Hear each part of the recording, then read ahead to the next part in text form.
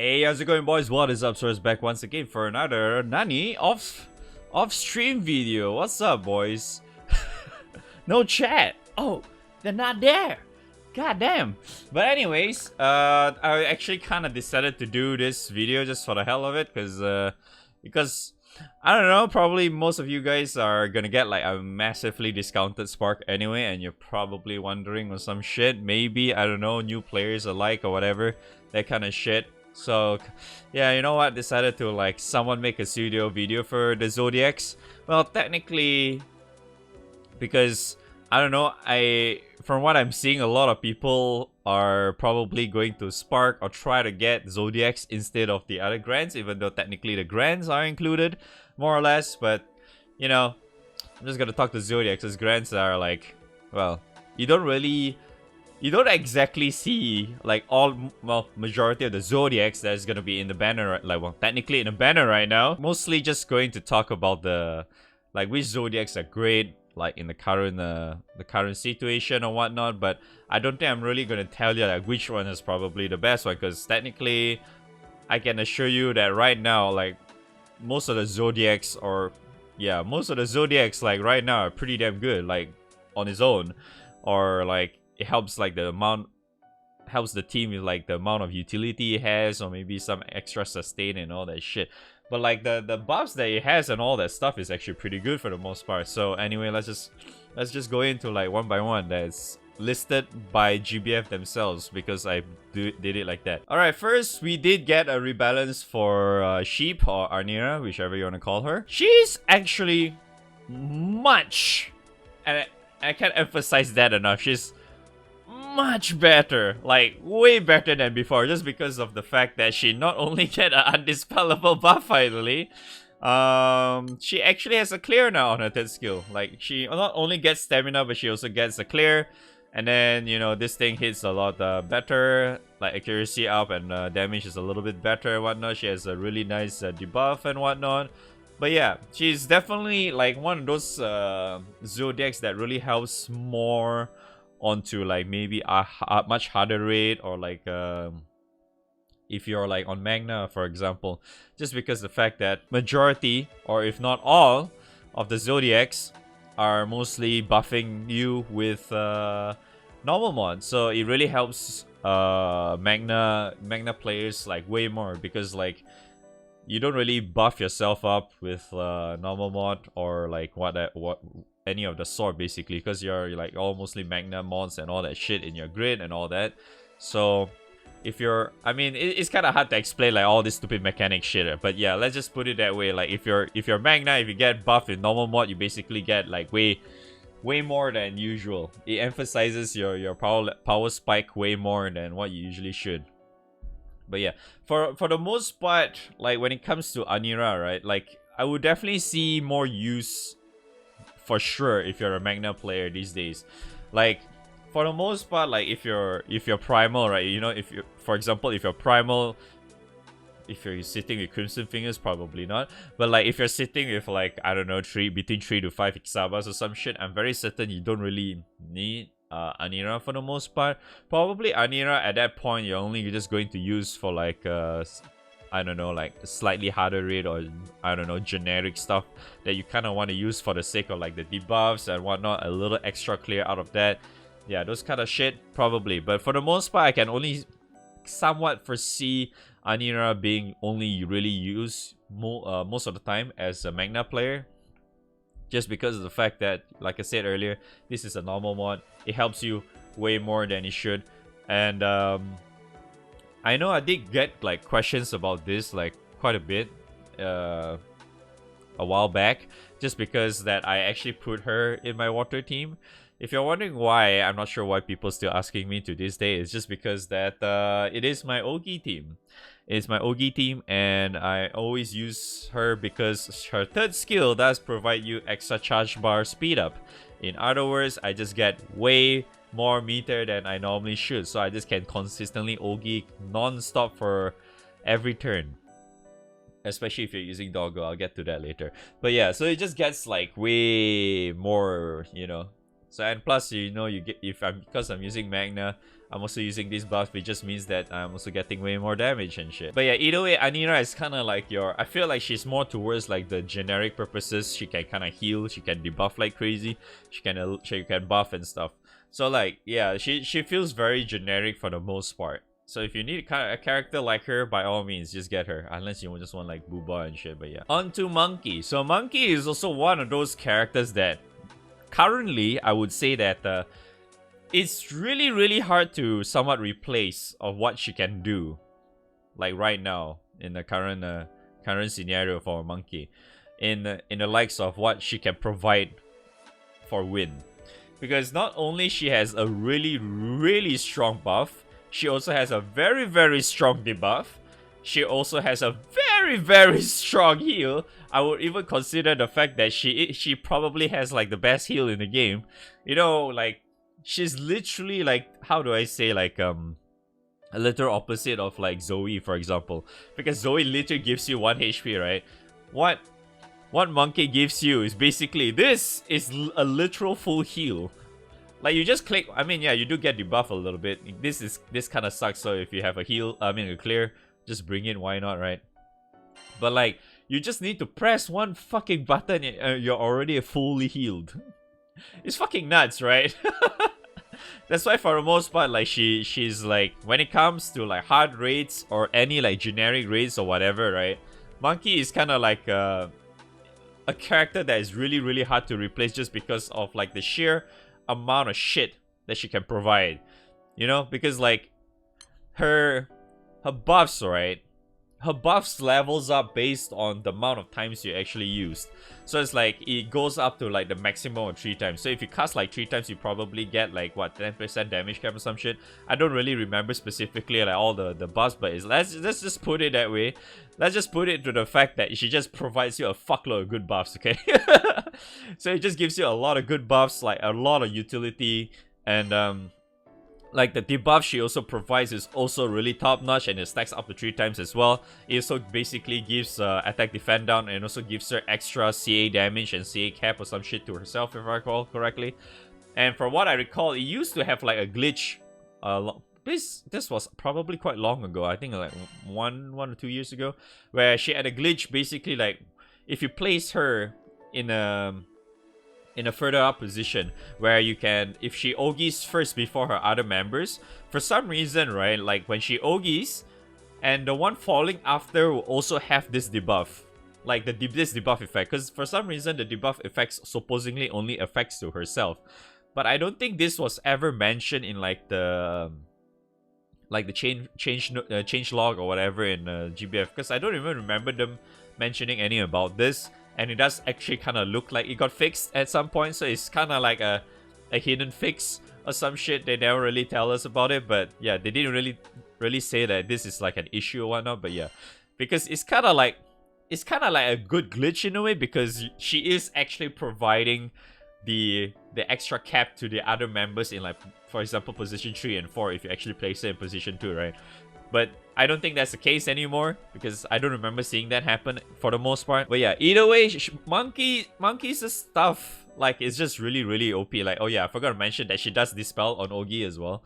So it's just like just these two alone and this thing. I mean, yeah, this one is kind of like, you could probably say a lot about this as well. But the fact that I would just consider this tree, and her Dispel on Ogi itself is already like fucking OP as fuck. And yeah, and because she has like another special where whenever she Ogis, she gets like a very nice buff giving her extra damage and all that shit, extra echo and all that stuff. And she has like perfect dodge whenever she Ogis as well. That's why she's like so damn strong. And the fact that her second skill really allows her to utilize that a lot, meaning, because her second skill works kind of like it's like kind of like Sakes' second skill, where you get full hostility on a certain character. And the other thing is that her second skill allows her to choose a target. So if you have a character that has a full dodge or whatever, involve frames or whatever in like the entire turn or whatever, right? She can actually put that on the character. But what I was trying to say is that she can technically put that to herself as well. Because, you know, like I said earlier, whenever she Ogis, she gets a certain buff. And that certain buff technically gives her full dodge, right? For the entire turn. Or basically until she gets hit, basically. Or get targeted, whichever you want to put it, right? So she can technically put this to herself. She gains full hostility. In other words, kind of like a substitute effect or whatnot. So in a way, like, you know, say like put it like in fast case, like, you know, like phosphorus or like axiom, those kind of shit. When she put this to herself, whenever she has that buff, she basically just dodges everything. So it's really, really good. That's why like a lot of her own skills synergizes with a lot that she has, and also synergizes with a lot of what basically Wind has to offer these days. Because, you know, Wind doesn't have like that, you know, like what Earth, Water, Dark actually does. But, you know, yeah. And then now we have Chicken. So I think I could probably say this, that a lot of people are really after this specific character, just because the fact that I would maybe say that the majority may consider her one of the strongest Zodiacs, just because the fact that she kind of allows Earth to, you know, you know, like spike up like crazy in terms of power level. And also she technically helps Earth able to, you know, farm bars and shit. So why is she called like that? It's actually very simple. Just because the fact that she has really, really strong buff, okay? She has a really, really strong buff, and she has really, really yet another super strong buff for her third skill. Really, really strong. Why? Because she provides extra attack up, and she provides echo to everyone. Like to your all of your party members. It doesn't matter what element you are, by the way, it still applies. So yeah. And then her first skill basically provides you with all the extra attack and all your multi attack, and you know, you get extra CA cap as well, which is why it's really good. Really, really good. Like before this, before a full limit break, this one was very, very clunky. But now because she has a full limit break, you basically, because before this it kind of relies on her whatever that the drum beat shit. Yeah, so basically she needs to get like full stacks of drum beat and then press the first skill, then only she gets that buff or whatever. But now it doesn't matter what stack she has, like you just press this thing no matter what. If you have like no stacks or whatever, you just press this, you just get like immediate full everything basically. Like it just makes things so much easier, you know. And she gets like really, really strong debuff as well if you actually, you know, like yeah, you know, a certain character calls on the phone or some shit. So it just allows you to get like crazy debuff as well. She has really top-notch debuffs too. And then her third skill basically, you know, if you actually fully utilize, I mean her fourth skill, if you fully utilize that, you can not only get like a free nuke at the end of turn, you also get like a green pot at the end of the day. So it's like, hey, pretty cool, right? And one of the other main things I would really consider her, one of the main reasons why she's really, really strong, is the fact that she provides so much extra damage. Because yeah, I know it's in Japanese, but like if you totally forgot, I think maybe some people may actually kind of forget about this, because it's like one of the passives that she has. Because basically she provides you extra supplemental damage based on the number of drum beats that you have. So it's like not only you gain echo, you gain CA cap, she also provides supplemental. So it's like the amount of overcap that Chicken can actually provide for the team is pretty insane. Like that is like really no joke, the amount of overcap that she's able to provide. Don't forget that she also kind of over nuke, she kind of does an extra nuke as well, and this extra nuke is relatively high too for the most part. So, and like if you're actually using her for like generic stuff and whatnot, you could also like say the fact that her Ogina is so much better, just because that like you can consistently extend this skill of hers. Because she kind of works like, you know, like Neo and all the other types of those type of characters, where whenever you Ogi increases your buff turns, extend the turn, the buff by another 2 turns or whatnot. So you basically, if you consistently Ogi, you can pretty much have this up permanently. So that's like another one thing that she's so damn strong at, right? And plus it's like it's only like 7 turns cooldown. It's like You just need to Ogi like twice and you basically can have it permanently already. So it's like, it's pretty damn strong. But like, at the same time, it's like, even though if you don't do that, your downtime at most is probably going to be 1 or 2 turns, right? But I'm guessing it's only going to be 1 turn. But like, yeah, or if not, just straight up never. Because for the most part, like, when I use it, like, I'll use her in like generic cases, so on out. I don't think I've ever gotten this skill like having any downtime whatsoever. It's just so damn good, right? And the other, probably one of the small niche thing, is that whenever you have maximum drum beats on any of your character, you can actually get debuff immunity, so it's kind of like a veil. But from what I recall, if you have full drum beats, right, your veil kind of gets consumed together with it. I don't really fully recall this, but I somewhat have that in my memory, where if you have full drum beat stacks and somehow if you have veil and then somehow you get a debuff to some shit, both of that shit gets removed or something. I may be wrong on this because I don't really fully remember this shit. But to me, I don't think that really matters a lot, because, you know, the drum beat shits, you can get it up like super fast anyway, because it also kind of applies onto your normal characters as well, like based on how many hits you do or some shit like that, like the amount of stacks you get. And plus you also get like a crap ton of stacks whenever chicken Ogis, right? So yeah, that's probably why. But anyways, that's really all I can say about chicken, because I don't really want to put up too long about this. But yeah, let's move on. Alright, Doggo is probably another favorite. I would consider like a really favorite one to pick this time around, just because the fact that Guild War is coming up next month, or more like soon, because it's technically already almost April. But yeah, she did get a full limit break this year. She is a 2021 full limit break character for the Zodiacs. She's really strong just because the fact that you can consistently keep these two upgraded skills. Well, technically this is a new skill, but like this is an upgraded skill of hers, like up permanently. Like it's just there all the time. Does so much damage. She can double strike for, like, if you consume 100 of a meter, she can double strike for 4 turns. Like, what a shit. Right? I mean, her other skills is kind of okay. Like, this one is kind of like, you know, it's alright. She can delay now. And then this one, she can kind of debuff and whatnot. Hits a little bit harder. That kind of shit. But this one is like, for something that she does, this is kind of like whatever for the most part. But I don't think that's really like the strength, I would say, of Doggo. I would say her main strength is just the fact that she's allowed to also get like crazy amount of meter, because she does have 200 meter as her maximum charge bar, and then she can consistently extend her buffs on this too by how many turns? By 2 turns whenever she Ogis as well. And then whenever she Ogis, she also not only provides you the buff of the special buff that she has to all of your party members, she also dispels now. And we all know Dispel is a very, very premium debuff these days, because, you know, some motherfuckers like always, you know, like some Guild War boss or whatever shit tends to like buffs yourself or whatnot, right? It's fucking annoying. So she does have a Dispel on Ogi. In other words, top tier for fucking full auto, right?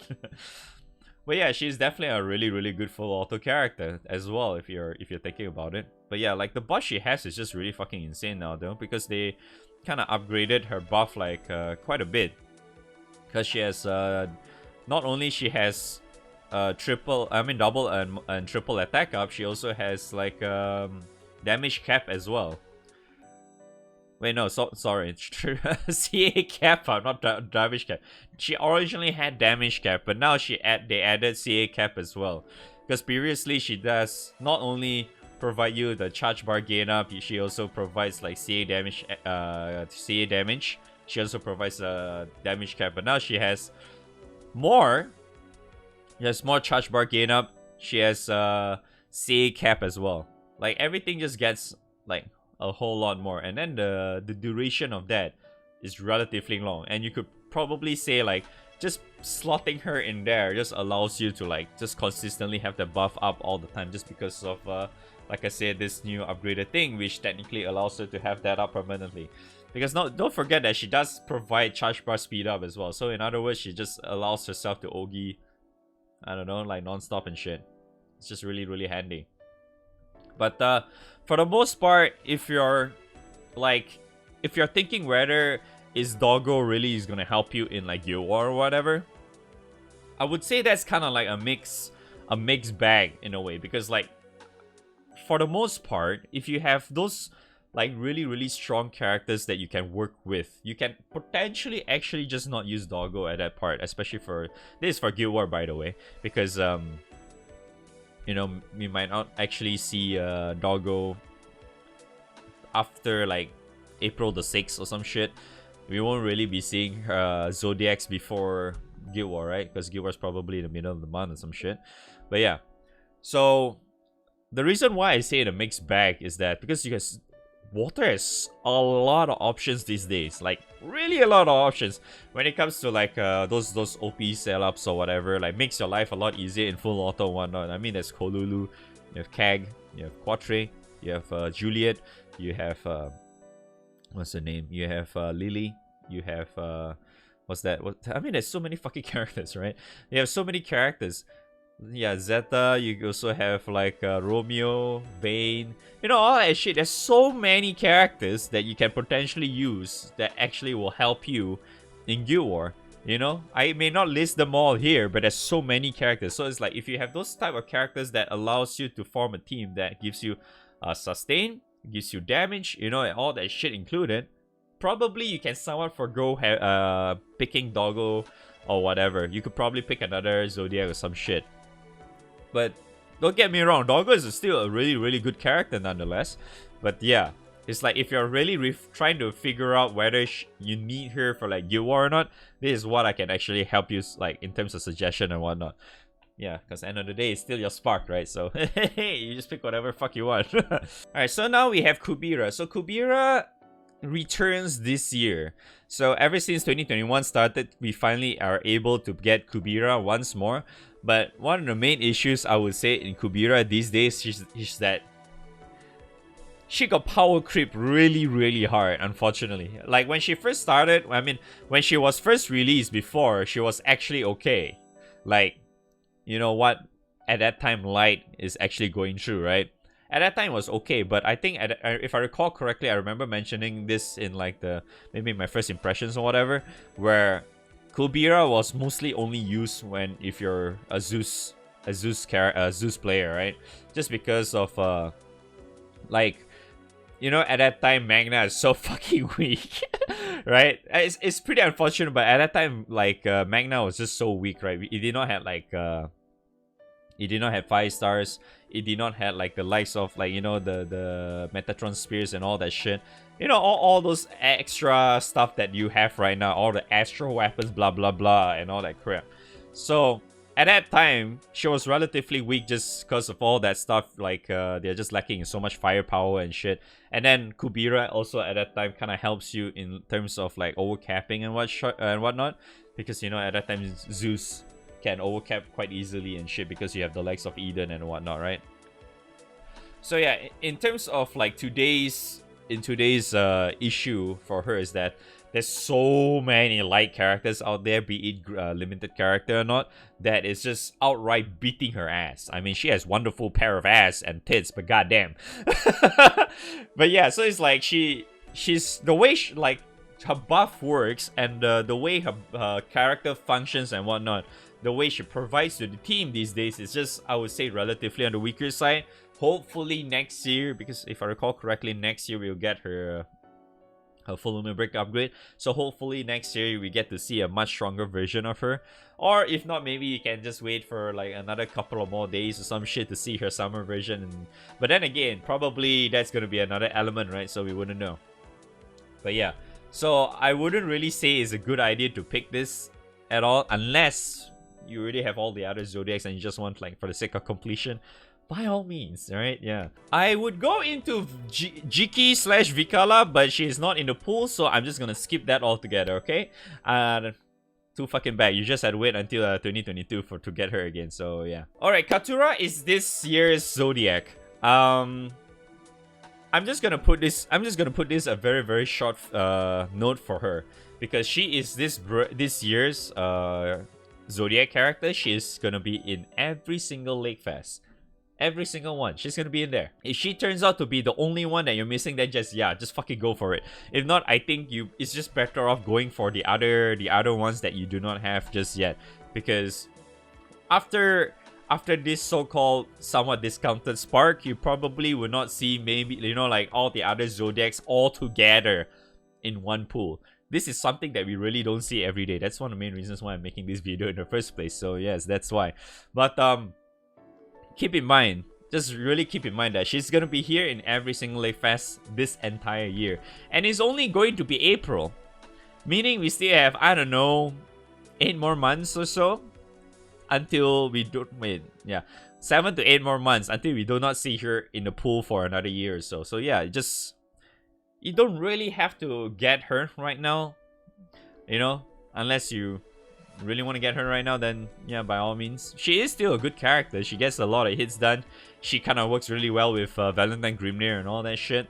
So yeah, it's just really nice, you know, with the Wind Dragon weapon and stuff like that. Yeah, she's still a good character, relatively nice and whatnot, but I don't think you really need to go aim for a character like her right now. You can always get her in every other Lake Fest if you so desire.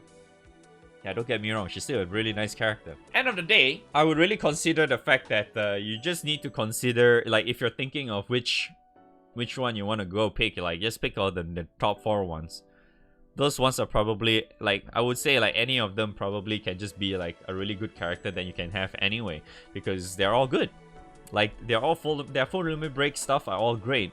All Zodiac characters are great. It's just really, it really just boils down to whatever that you really need at the current time. Because at the end of the day, you could probably see them again next time. And then you can just go roll for them again. Yeah? So yeah, end of the day, just pick them whatever you wish. I'm just here to, like, give you a much bigger picture of what they can actually provide in today's scenario or whatnot. That kind of shit. That's really about it. I know this video is already extending a little bit too long. I do apologize, but hopefully you guys find this helpful in any way, shape, or form. Yeah, leave a like, subscribe, and all that good stuff. You know, I really appreciate it. But yeah, if you still need help or whatever, you can always go head on to my Discord or come on stream and just ask and whatever. Because, you know, I'm mostly streaming every single day. So yeah, you can always hop on or whatever. So yeah, I'll see you guys next time. Thanks for watching. Bye-bye.